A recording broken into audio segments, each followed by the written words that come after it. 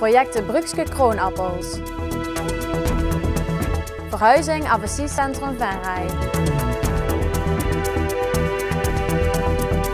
Het is vandaag 15 maart, dit is het Pelemaasjournaal. Op 21 juni reikt de gemeente in samenwerking met het adviesbureau Ruimtelijke Kwaliteit voor de 4e keer de Architectuurprijs Venray uit. Het ARRE koos uit projecten die in 2012 gerealiseerd zijn de 6 meest bijzondere. Eén hiervan komt uiteindelijk in aanmerking voor de Architectuurprijs 2013. De genomineerde projecten zijn de verbouwing en renovatie van het gemeentehuis, realisatiewoningen en appartementen project Circusterrein en realisatiewoningen Stationsweg Bangertstraat in Venray. Ook de renovatie Bach en Mozart Flats in Venray, realisatie kinderdagverblijf De Mukkenstal in Leunen en de renovatie Monumentaal Pand ten behoeve van Gerry Weber in Venray zijn genomineerd. Na de uitreiking van de prijs wordt een klein boekje gepresenteerd waarin alle bijzondere projecten weergegeven staan.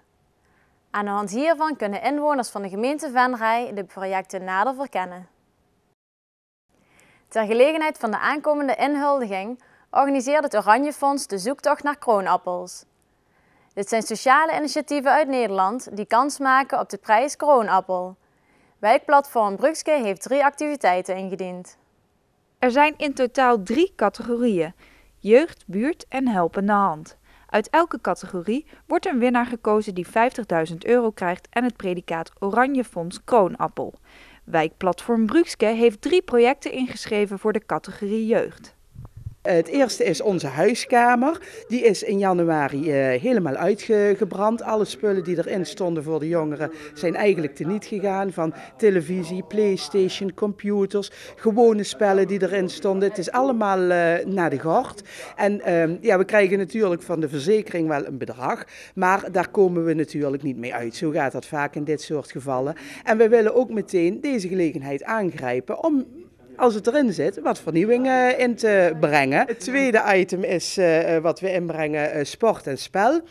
In de zomertijd en ook wel in de wintertijd kunnen de kinderen van Brugske, en ook al komen ze van buiten Brugske, zijn ze ook hartstikke welkom, buiten gewone klassieke spellen doen. Sjoelen, springen op een springkussen, dammen, nou ik weet niet wat er allemaal is. Er komt ook nog vaak een popcornapparaat bij staan. Het is gewoon een leuke middag voor kinderen. Het derde en laatste project dat is ingediend is de verbetering van de filmavond, die 1 keer in de maand in het wijkcentrum wordt georganiseerd voor jongeren. Met het geld hoopt het wijkplatform een filmzaal te kunnen realiseren. De reacties uit de wijk op de 3 initiatieven zijn erg positief. Nou, ik heb het ver rondgespreid en mensen dingen toegestuurd. En ik krijg heel erg leuke reacties. En nou, van mijn buurvrouw tot mensen van de school, mensen van Synthese. Nou, echt zo'n leuke reacties. De wijk Brugske is er niet alleen aan de jeugd gedacht. Lia Juliana, ook werkzaam bij het wijkplatform, heeft individueel ook een project ingeschreven. Dit initiatief valt in de categorie helpende hand. Nou, dat is voor Stichting Het Eetpotje. Ik doe daar namelijk met 2 andere dames 1 keer in de maand koken voor de mensen die de voedselbank bezoeken. Waarvoor kunnen jullie het geld goed gebruiken? Nou, wij doen dit 1 keer in de maand, maar ik denk dat er best behoefte is om dit uit te breiden naar 2 keer of misschien nog vaker. Want ja, in deze tijd is het toch dat de voedselbank ook groeit van het aantal mensen wat daar gaat komen. Dus dat kan dat ons project daar ook in gaat groeien. En ja, dan zou ik erg fijn vinden als ik dat die mensen zou kunnen aanbieden. De in totaal dus 4 projecten vanuit de wijk Brugske zijn terug te vinden op de website kroonappels.nl. Hier kan vanaf vandaag tot en met zondag op gestemd worden. De projecten die doorgaan naar de volgende ronde maken uiteindelijk kans op de prijs Oranje Fonds Kroonappel. De korfbalsters van de Peelkorf uit IJsselstein spelen zondagmiddag om een plek in de topklasse tegen DDW uit Hoge Mierde.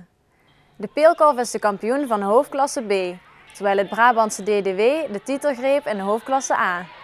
De wedstrijd tussen de 2 korfbalkampioenen begint om 1 uur in sporthal De Schans in Reuver. Het Afasiecentrum Limburg-Noord gaat uitbreiden met een verhuizing van het Senior Service aan de Prins Bernhardstraat naar de Kempaan in Venray. Hierdoor kunnen zij een cursusaanbod voor mensen met afasie vergroten.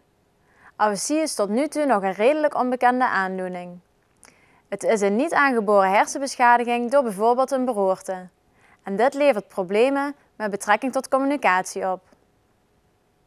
Mensen hebben daar heel veel problemen met, juist met de taal. Dus het praten, het lezen, het begrijpen, een woord vinden of juist verkeerde dingen zeggen, verkeerd benoemen. Dat is vooral afasie. Afasie komt uit het Grieks. A is niet en fasie is praten, niet praten dus. Het Afasiecentrum biedt in Noord-Limburg op verschillende plekken hulp aan mensen met deze aandoening. Zij doen dit aan de hand van verschillende cursussen en bijeenkomsten. Nu hebben we in Venray een taalkursus, taal en begrijpend lezen. En 's middags hebben wij een ontmoetingsmiddag, zoals wij dat noemen. En dat is een soort lotgenotencontact, waar mensen met elkaar kunnen praten als ze willen, waar mensen een spel kunnen doen of eventueel op de computer kunnen werken. Wat willen jullie hier in de Kempa gaan aanbieden? Wij willen graag uitbreiden dus. We willen een extra taalgroep erbij halen. En we willen 's middags ook nog een communicatiegroep erbij halen.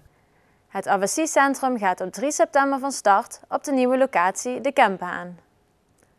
Tot zover dit PLMA-journaal. Tips kunt u mailen naar de redactie. Deze uitzending wordt herhaald tot en met zaterdag 12 uur 's middags. 'S Avonds is er een nieuwe uitzending van Onder 4 Ogen. Dit keer is Nout Jansen te gast, eigenaar van een groot pluimveebedrijf en LLTB-voorzitter. Weer of geen weer, bij ons is het altijd vakantieweer. Morgen wordt het iets warmer dan de afgelopen week. Toch is het met een temperatuur van 6 graden nog kouder dan de normale middagtemperaturen. Er is veel bewolking zaterdag en zondag en het zal regenachtig weer worden. Het voelt koud aan bij een stevige zuidenwind. Namens het hele team wens ik u een fijn weekend.